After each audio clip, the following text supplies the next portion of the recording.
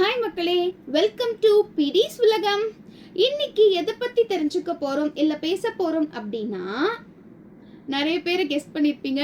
இன்னைக்கு என்ன நாள், என்ன மாதம்? பிப்ரவரி மாதம் வந்தாலே எல்லாருடைய நினைவுக்கும் மேஜரா வரக்கூடிய நாள் தான் இந்த பிப்ரவரி 14ஆம் நாள். இந்த நாளை தான் நாம் வேலண்டைன்ஸ் டே, அதாவது காதலர் தினம் அப்படின்னு கொண்டாடுறோம். காதலர் தினம் கொண்டாடுறதெல்லாம் இருக்கட்டும், ஆனா இந்த தினம் எப்போல இருந்து கொண்டாடப்படுது, இல்ல யாரின் நினைவா கொண்டாடப்படுது, எந்த ஆட்சி காலத்துல இருந்து இல்ல காலத்துல இருந்து இது கொண்டாடப்படுது அப்படின்னு யோசிச்சிருக்கீங்களா? இல்ல அதை பத்தி தெரிஞ்சுக்கணும்னு நினைக்கிறீங்களா? வாங்க தெரிஞ்சுக்கலாம். ரோமானிய பேரரசின் ஆட்சி காலத்துல தான் இந்த காதலர் தினம், அதாவது வேலண்டைன்ஸ் டே உருவாகி இருக்கு அப்படின்னு ஆய்வாளர்கள் தங்களுக்கு கிடைத்த சான்றை வச்சு சொல்றாங்க. ரோமானிய அரசரான மீமி ரோமானிய பேரரசு ஆட்சி புரிஞ்சிட்டு இருக்கும் பொழுது ஒரு நாள் திடீர்னு யோசிக்கிறாரு, போர்க்களத்துல திருமணமான ஆண்களை விட திருமணம் ஆகாத ஆண்கள் தான் ரொம்ப தைரியமாவும் எதை பத்தி யோசிக்காமலும் பயம் இல்லாமலும் நேரடியா போரிடுறாங்க. இதனால தங்களுடைய நாட்டுக்கு வெற்றி மேல வெற்றி வருதுன்னும், திருமணமான ஆண்கள் எதையோ ஒன்ன யோசிச்சு தனக்கு குடும்பம் இருக்கு அது இருக்குன்னு யோசிச்சு கொஞ்சம் பலவீனமா உணர்ந்து தோல்வியை தழுவுறாங்க அப்படின்னு யோசிச்சிருக்கார். அதனால அவரு ஒரு சட்டத்தை கொண்டு வராரு. இனிமேல் இந்த இளைஞர்கள் யாருமே கல்யாணம் பண்ணிக்க கூடாதுன்னு, ஏற்கனவே நிச்சயிக்கப்பட்ட திருமணங்கள் ஆகட்டும் இல்ல திருமணம் ஆகி இருந்ததையும் ரத்து செய்யறேன் அப்படின்னு தடாலடியா ஒரு சட்டம் கொண்டு வராரு. இதனால மக்கள் வந்துட்டு ரொம்பவே பேரதிர்ச்சி ஆகுறாங்க. என்ன மன்னர் வந்துட்டு இந்த மாதிரி ஒரு முடிவு எடுத்துட்டாரு அப்படின்னு. அப்போ அந்த நாட்டுல இருந்த ஒரு சர்ச்ல வேலண்டைன் அப்படின்னு ஒரு பாதிரியார் இருந்திருக்காரு. அவரு தான் மன்னருக்கு தெரியாமலே ரகசியமா காதலர்களுக்கு திருமணம் செய்து வைத்து கொண்டே இருக்கிறாரு. ஒரு காலத்துல மன்னருக்கு இந்த உண்மை தெரிய வந்து பாதிரியாரான வேலண்டைனை கொல்லணும் அப்படின்னு முடிவெடுக்கிறாரு.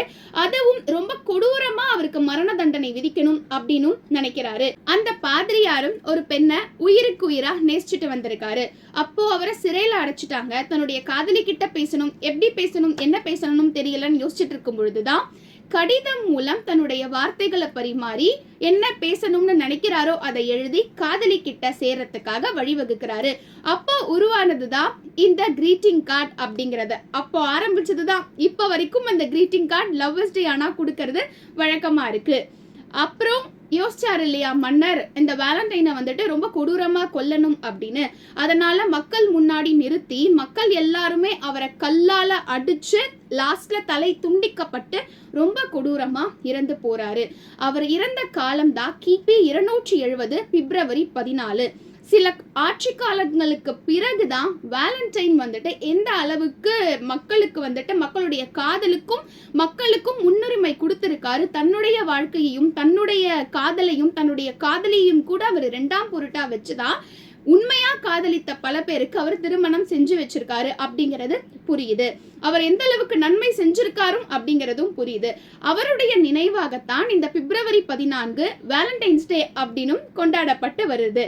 இந்த இன்ஃபர்மேஷன் உங்களுக்கு யூஸ்ஃபுல்லா இருந்திருக்கும்னு நினைக்கிறேன். காதலன் காதலிக்கோ காதலி காதலனுக்கோ மட்டும்தான் இந்த வேலண்டைன்ஸ் டே விஷயம் சொல்லணும் இல்ல கொண்டாடணும்னு ஏதாவது இருக்கா?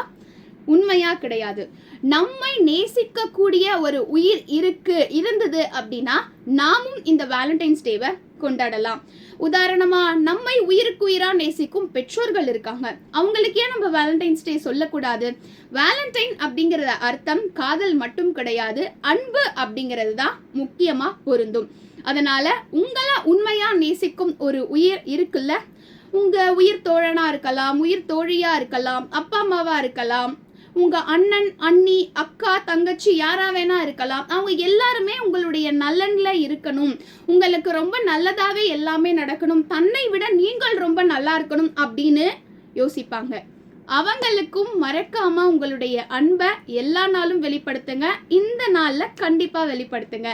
இந்த நாள் இனிய நாளாக அமையட்டும். சீக்கிரம் வேற ஒரு இன்ஃபர்மேஷன் வீடியோல சீக்கிரம் சந்திக்கலாம். நன்றி, வணக்கம், பாய்.